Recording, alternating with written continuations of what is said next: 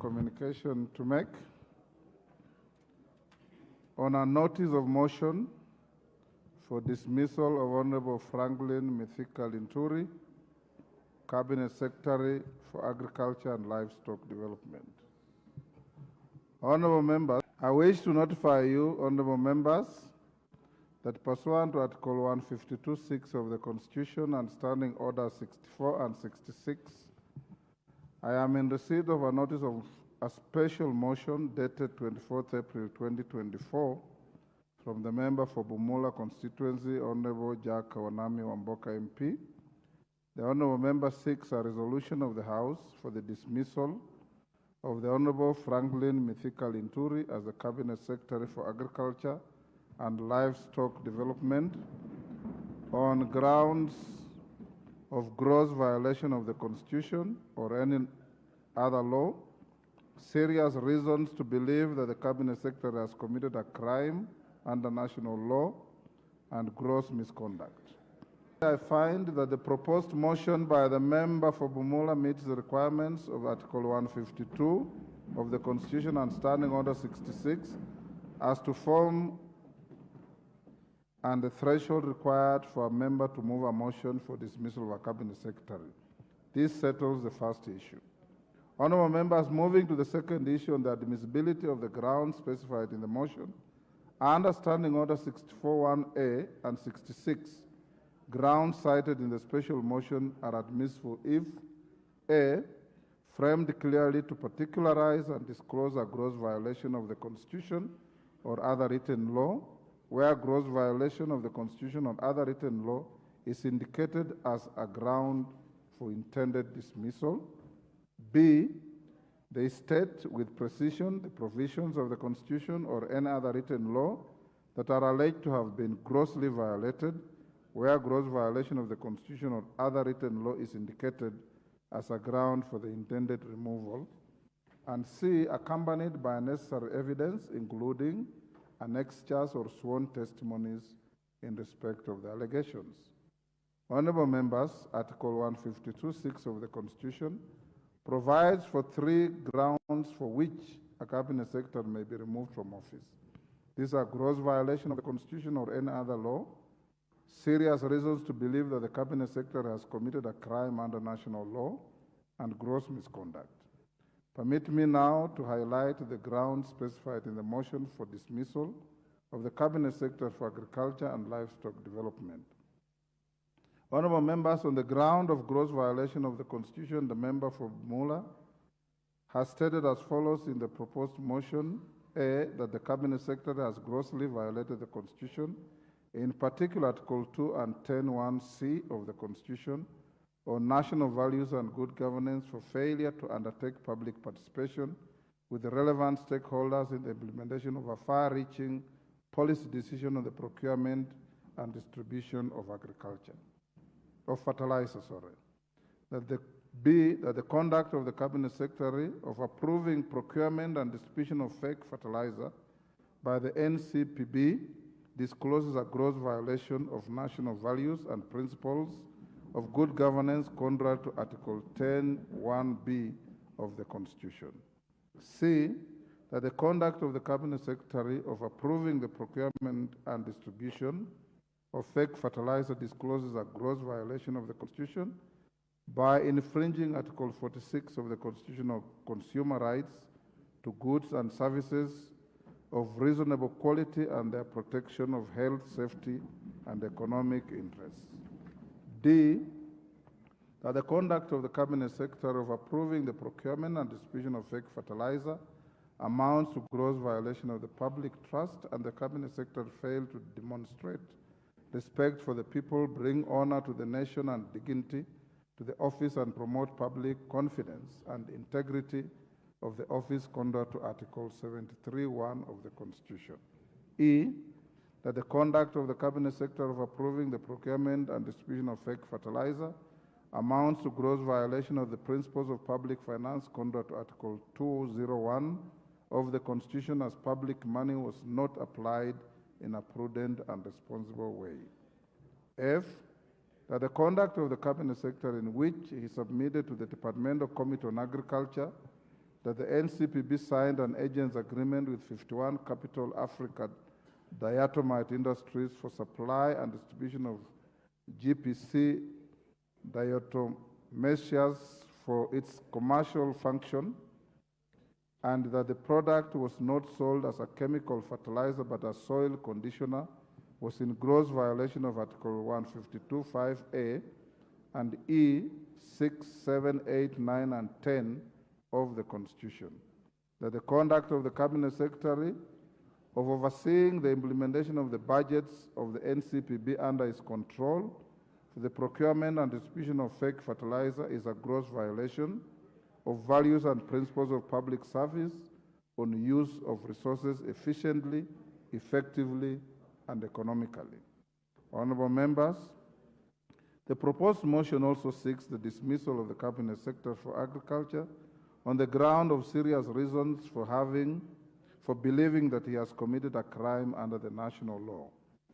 To this end, the member for Bumula constituency has stated as follows in the proposed motion: that the conduct of the Cabinet Secretary discloses grounds that there are serious reasons for believing that the Cabinet Secretary has committed a crime under the national law involving offences relating to abuse of office and false claims contrary to Section 100 and 101 of the Penal Code. B, that the conduct of the Cabinet Secretary discloses grounds that there are serious reasons for believing that the Cabinet Secretary has committed a crime under national law relating to forgery, uttering false documents, and procuring execution of documents by false pretenses contrary to Section 353 and 355 of the Penal Code. The member further avers that the Cabinet Secretary is currently under investigation by the DCI following the findings of the court in FML versus DPP and 3 others, Registrar of Companies and 10 others, 2021 Kenya law reports, and is further facing arrest and prosecution in 6 pending civil and commercial and family suits. Honorable members, finally, on the third ground, the member for Bumula constituency seeks the dismissal of the Cabinet Secretary for Agriculture and Livestock Development on the grounds of gross misconduct, and states as follows: A, that the conduct of the Cabinet Secretary of getting into public spats with journalists who unearthed the distribution of the fake fertilizer discloses the ground of gross misconduct insofar as a state officer he has failed to demonstrate professionalism in carrying out duties of the office and in a manner that maintains public confidence in the integrity of the office contrary to Section 11A of the Leadership and Integrity Act, Cap 185C. B, that the conduct of the Cabinet Secretary of storming into the manufacturing plants and purporting to be revoking licenses without conducting investigations amounts to gross misconduct insofar as a state officer he has failed to demonstrate professionalism in carrying out duties of the office and in a manner that maintains public confidence in the integrity of the office, manner contrary to Section 11A of the Leadership and Integrity Act, Cap 185C. That the conduct of the Cabinet Secretary of approving procurement and distribution of fake fertilizer insofar as a state officer he has failed to exercise public trust in the best interest of the people of Kenya amounts to gross misconduct contrary to Section 8 of the Leadership and Integrity Act, Cap 185C. And D, that the conduct of the Cabinet Secretary of approving procurement and distribution of fake fertilizer insofar as a state officer he has failed to exercise his duties to the best of his ability and to carry out the duties efficiently and honestly and in a transparent and accountable manner and amounts to gross misconduct contrary to Section 10A and B of the Leadership and Integrity Act 185. E, that the conduct of the Cabinet Secretary of approving the procurement and distribution of fake fertilizer by NCPB discloses the ground of gross misconduct insofar as the state officer has failed to demonstrate professionalism in carrying out duties of the office in a manner that maintains public confidence in the integrity of the office contrary to Section 11A of the Leadership and Integrity Act, Cap 185C. F, that the conduct of the Cabinet Secretary of approving the procurement and distribution of fake fertilizer by NCPB and misleading the public by giving false information to the Departmental Committee on Agriculture that GPC diatomaceous was distributed as soil conditioner and not fertilizer amounts to gross misconduct, contrary to Section 29 of the Leadership and Integrity Act, Cap 185. Members at the bar. Yes, Honorable Wandayi. Thank you very much, the Honorable Speaker. Honorable Speaker, let me say that this afternoon I stand before this House a very happy man. Honorable Speaker, today you have made history. I want the Speaker to listen to me. Honorable Speaker, I'm saying that today you have made history and you have put this House on the pedestal of a transformative institution, an institution that adheres to the rule of law and constitutionalism. Honorable Speaker, under Article 152, this motion by the Honorable Wamboka is the last resort that the people of this country, through the elected leadership, can take as a way of holding to account those that have been put in service of the nation. Order, Honorable Wandayi, you are anticipating debate. I just want to thank you very much. That is more than thanking the Speaker. And appeal to my colleague members to turn out in their large numbers. We want this House on Thursday to be full to the brim so that we can speak in one accord. We can speak in one voice in defense of the defenseless Kenyan citizen. Thank you, Honorable Speaker. Yes, Chepkonga. Thank you, Honorable Speaker. You know, I thought the minority leader just wanted to thank you, not to appeal to us, to do an oversight role, which is guaranteed under Article 95 of the Constitution. Mr. Speaker, we are aware about that particular provision. So there's nothing to appeal to any of us here. We will play our role when that motion is presented here, Mr. Speaker. I can assure him there's nothing to appeal to us when it's a constitutional requirement for us. I've already cautioned him. He was touting and soliciting. Honorable members, take your seats. We'll go to order number 8 before we come back to... Let's put the question as order number 8, number 9, 10, and 11. Call out order number 9, sorry. Number 8. Can I start with 8? The resolution. Yes. Okay.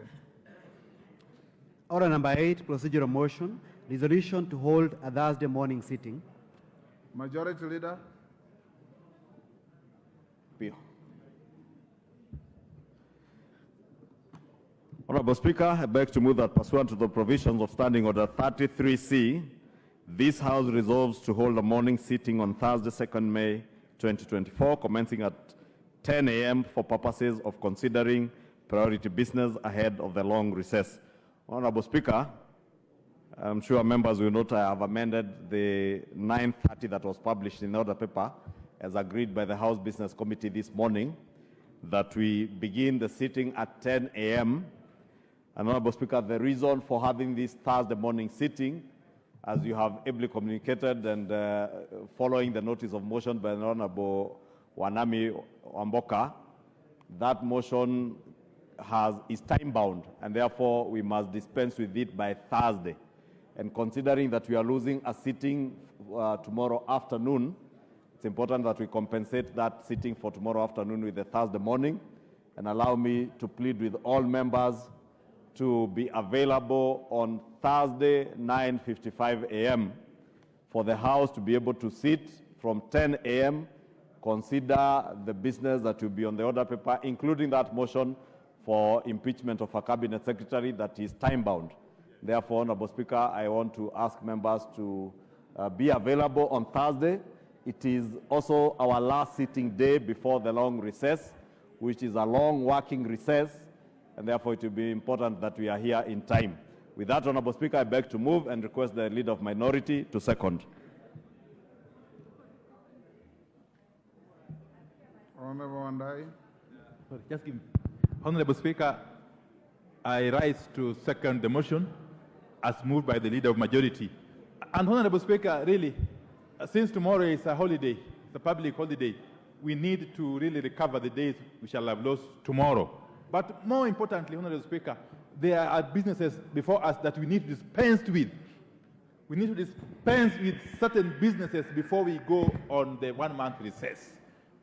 And top of the agenda is the motion by the Honorable Jack Wamboka that we need to pronounce ourselves as a House on Thursday, the earliest possible time on Thursday, before we can adjourn for the long recess. Secondly is the IBC Amendment Bill, which is one of the NADCO bills that are being processed by Parliament.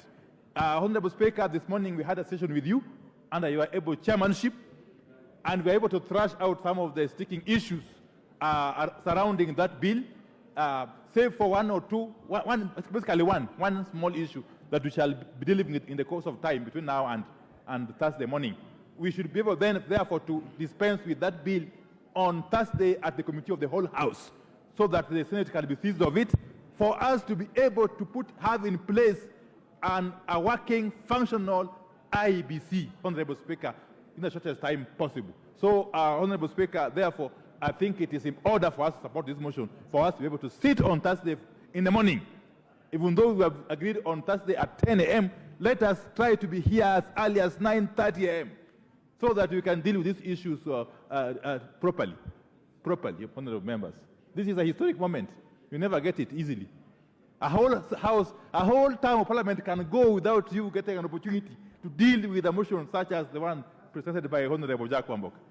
Thank you very much, Honorable Speaker. I second. Honorable members, I now propose the question, which is that pursuant to the provisions of Standing Order 33C, this House resolves to hold a morning sitting on Thursday, 2nd May 2024, commencing at 10 a.m. I believe you moved the motion, Order Majority Leader. You moved the motion in amended form, commencing at 10 a.m. for purposes of considering priority business ahead